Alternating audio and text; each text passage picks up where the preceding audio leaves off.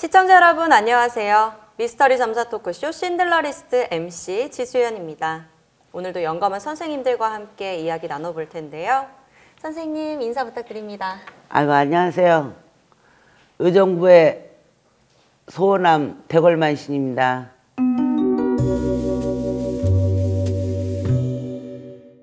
네, 반갑습니다. 네, 선생님. 네, 안녕하세요. 천월신궁 수진만 신입니다. 반갑습니다.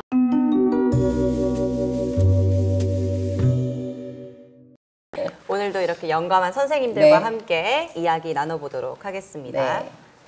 오늘의 공통 키워드는 악마를 보았다 파트 2 희대의 악녀들 편으로 그중 제가 맡은 인물은 어린이 유괴 살인범 홍순영입니다.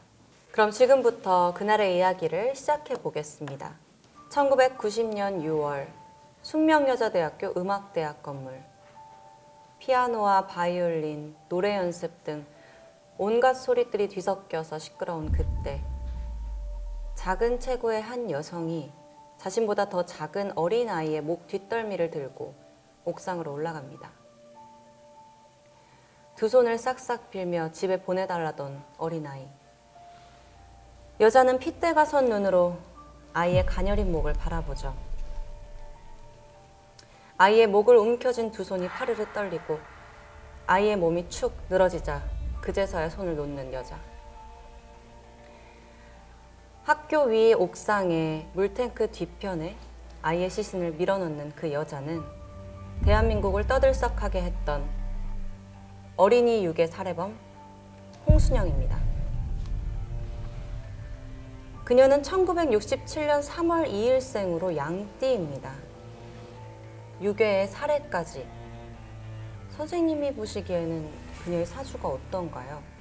절대 남한테 지기 싫어해요. 절대 남한테 지기 싫어하고 아쉬운 소리 못하는 거야. 왜냐하면 자라온 환경도 무시를 못한다고 매번 저는 강조하잖아요. 네. 그 말이 그건 거예요. 소심하고 겁이 많기 때문에 복종을 시키려고 그래.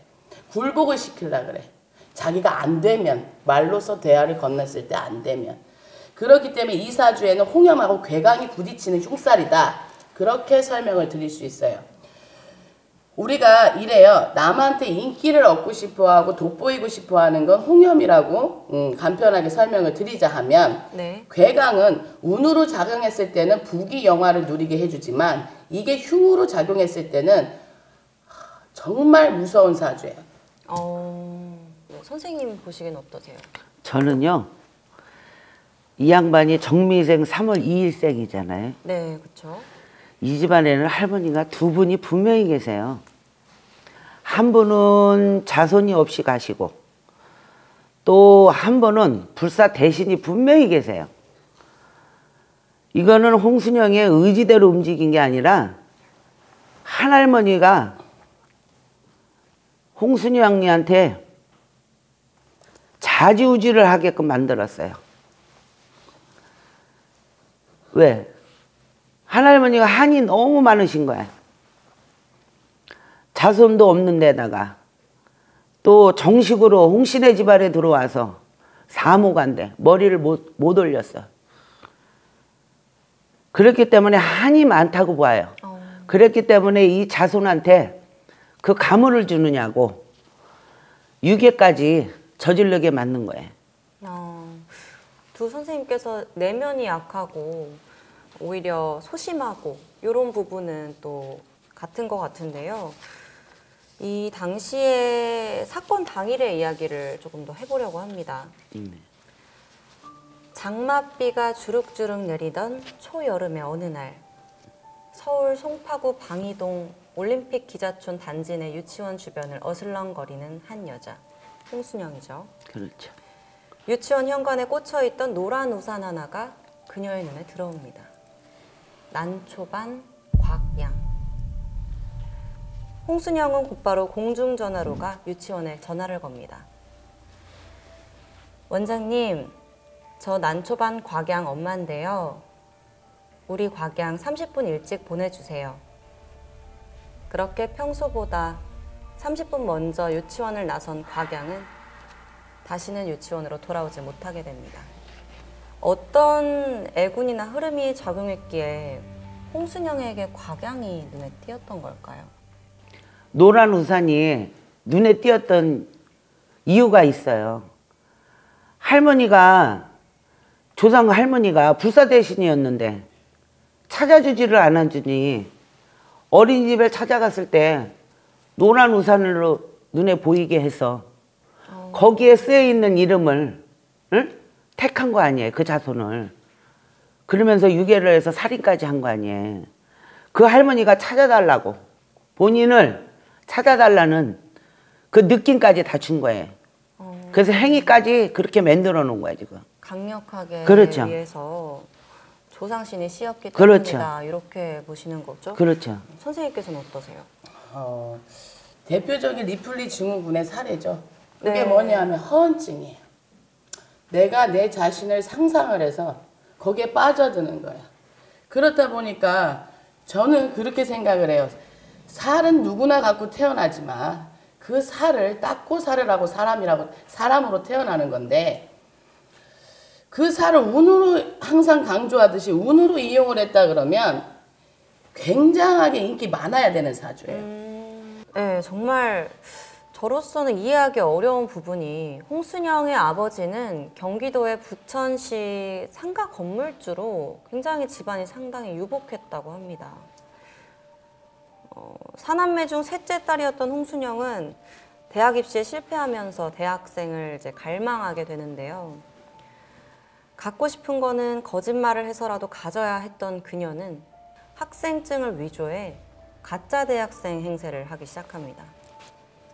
가짜 대학생 행세를 한 학교는 말씀드린 것처럼 숙명여자대학교였는데요.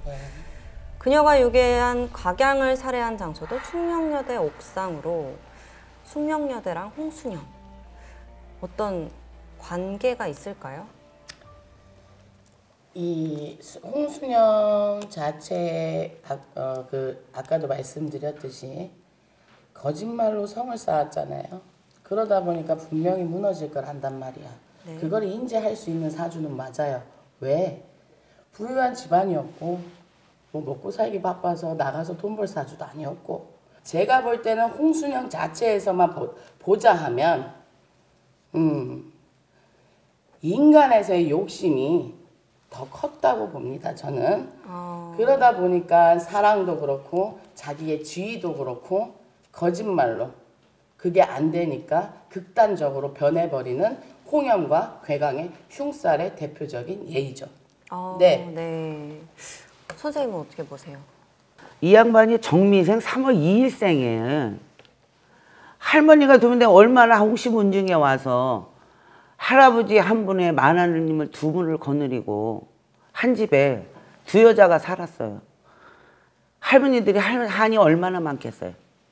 이거는 인간의 힘이 아니라 이 집의 조상의 무자 할머니, 대를 못 이은 무자 할머니가 한이 지면서 본인 당신을 찾아달라고 이 자손한테 씌어서 이 자손이 그 가물을 타면서 유괴범이 된 거야. 이렇게 이제 한 사람의 사주를 보는데도 오늘 정말 다른 의견들로 이야기를 해주셔서 정말 많은 부분들 또 생각이 많아지게 됩니다. 사물이나 현상을 접했을 때 설명하거나 증명하지 않고 바로 진상을 느끼는 감각, 바로 직감이죠. 그렇죠. 우리가 눈앞에 일어나는 수많은 사건, 사고들을 언제나 이성과 논리만으로 판단할 수는 없기 때문에 우리는 때때로 직감을 믿기도 합니다. 이러한 직감에 확신을 줄 무언가가 필요한 순간을 위해 신들러 리스트가 여러분과 함께 하도록 하겠습니다. 오늘도 영감한 선생님들과 함께 이야기 나눠봤는데요. 미스터리 점사 토크쇼 신들러 리스트, 오늘은 여기서 마치고 더욱더 새로운 사건과 인물들로 찾아오도록 하겠습니다. 네, 감사합니다. 감사합니다. 감사합니다.